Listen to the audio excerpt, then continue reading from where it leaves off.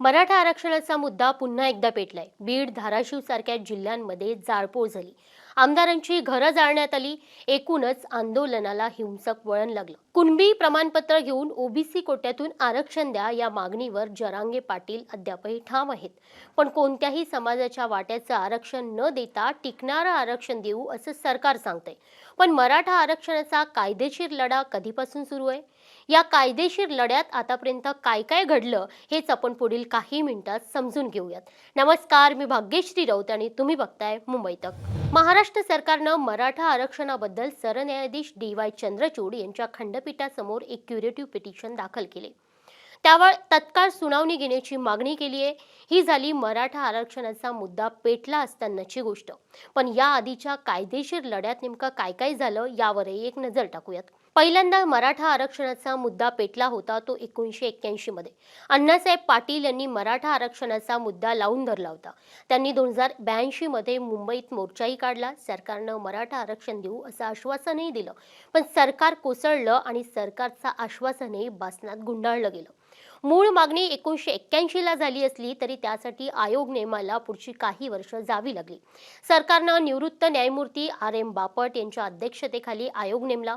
बापट आयोगानं 2008 मध्ये त्यांचा अहवाल सरकारकडे सादर केला, पण मराठा समाजाला आरक्षण मिळू शकत नाही असा अहवाल या आयोगानं दिला।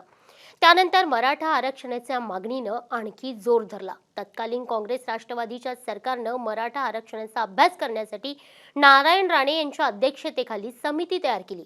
या समितीचं काम सुरूच होतं, पण 2014च्या निवडणुका जशा जशा जवळ आल्या तसं मराठा आरक्षणाच्या मागणीनं आणखी जोर धरला। वातावरण देखील सरकार विरोधात तयार होत होतं। त्यामुळे राणे समितीनं महाराष्ट्रभरात फिरून अहवाल तयार केला।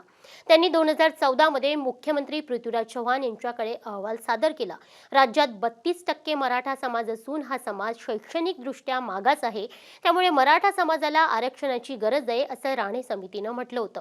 राणे समितीच्या शिफारशी सरकारनं तत्काळ मान्य केल्या आणि पृथ्वीराज चव्हाण यांनी शिक्षण आणि सरकारी नोकऱ्यांमध्ये मराठा समाजाला 16% आरक्षण लागू केलं।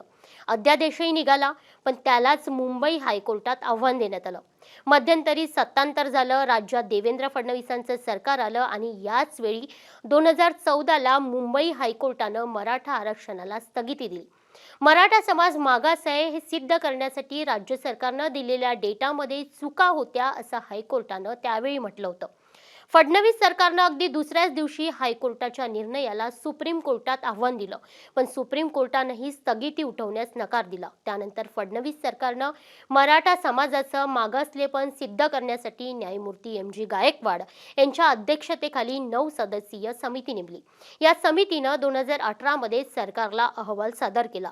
मराठा समाज हा सामाजिक आणि शैक्षणिक मागास प्रवर्ग घोषित करण्यात यावा, कारण त्यांचे शासकीय आणि निमशासकीय सेवेत पुरेसं प्रतिनिधित्व नाही अशी शिफारस न्यायमूर्ती गायकवाड समितीनं केली। फडणवीस सरकारनं हा अहवाल स्वीकारला आणि 30 नोव्हेंबर 2018 ला सामाजिक आणि शैक्षणिकदृष्ट्या मागासवर्गीयांसाठी महाराष्ट्र राज्य आरक्षण कायदा विधिमंडळात मंजूर केला। यामध्ये मराठा समाजाला शिक्षण आणि सरकारी नोकऱ्यांमध्ये 16% आरक्षण देण्यात आलं, पण त्यालाही मुंबई हायकोर्टात आव्हान देण्यात आलं। त्याच्यावर नियमित सुनावणी सुरू झाली आणि हायकोर्टात हे आरक्षण वैध ठरलं, पण हायकोर्टानं 16% आरक्षणात बदल करून 13% शिक्षणात तर 12% नोकऱ्यांमध्ये आरक्षण दिलं। यामुळे राज्यातली 50% आरक्षणाची मर्यादा ओलांडून ती 65% पोहोचली होती। पण हायकोर्टानं मराठा आरक्षण वैध ठरवताना याबद्दलच एक निरीक्षण नोंदवलं होतं। सुप्रीम कोर्टानं 1992 मध्ये इंदिरा साहनी प्रकरणात दिलेल्या निकालात जी 50% आरक्षणाची मर्यादा घालून दिली होती ती अपवादात्मक परिस्थितीत ओलांडली जाऊ शकते असं मुंबई हायकोर्टानं त्यावेळी निरीक्षण नोंदवलं होतं। पण ॲडव्होकेट गुणरत्न सदावर्ते यांच्या पत्नी जयश्री सदावर्ते यांनी मराठा आरक्षणाच्या वैधतेवर प्रश्नचिन्ह उपस्थित करत सुप्रीम कोर्टात आव्हान दिलं।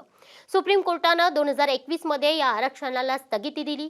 आरक्षणाच्या 50% मर्यादेचं उल्लंघन करण्यासाठी कोणतंही विशेष कारण दिसत नाही। मराठा समाज प्रगत आहे, हा समाज राजकारणात आधीपासून पुढारलेला असतानाही मागास कसा काय असू शकतो असं म्हणत सुप्रीम कोर्टानं या निर्णयाला स्थगिती दिली होती। 102 वेळा घटना दुरुस्तीनंतर राज्याला सामाजिक आणि शैक्षणिकदृष्ट्या मागास प्रवर्ग तयार करण्याचा करण्याचा अधिकार नाही असं निरीक्षण नोंदवत सुप्रीम कोर्टानं 3-2 अशा बहुमतानं निकालही दिला होता. त्यानंतर केंद्रातल्या मोदी सरकारनं लगेच हालचाली सुरू केल्या आणि 127वी घटनादुरुस्ती करून सामाजिक आणि शैक्षणिकदृष्ट्या मागास प्रवर्ग ओळखण्याचे अधिकार राज्य सरकारला पुन्हा एकदा बहाल केले. दरम्यानच्या काळात राज्य सरकारनं सुप्रीम कोर्टानं दिलेल्या निकालाचा अभ्यास करण्यासाठी निवृत्त न्यायमूर्ती दिलीप भोसले यांच्या अध्यक्षतेखाली समिती नेमली.